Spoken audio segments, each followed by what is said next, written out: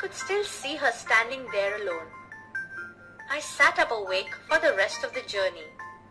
I could not forget the girl's face and her dark, bright eyes.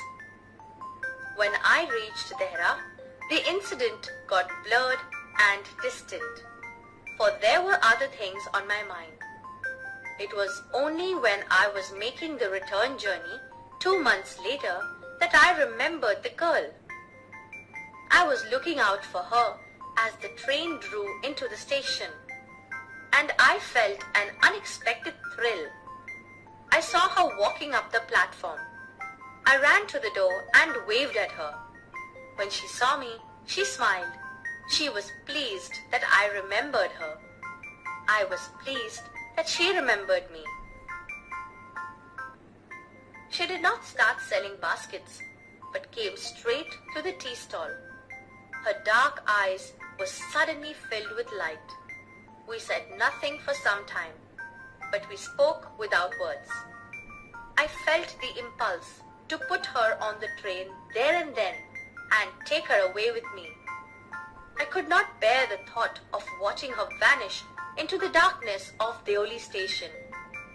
I took the baskets from her hand and put them on the ground. She put out her hand to take a basket, but I caught her hand and held it. "I have to go to Delhi," I said. She nodded. "I do not have to go anywhere." The guard blew his whistle, and I hated the guard for doing that. "I will come again," I said. "Will you be here?" She nodded.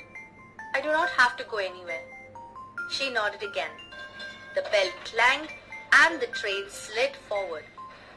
I had to pull my hand away from the girl and ran for the moving train.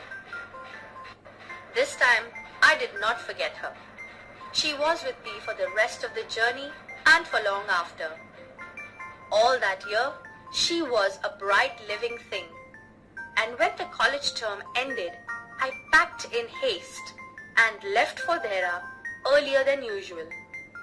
I was nervous and anxious as the train entered Deoli.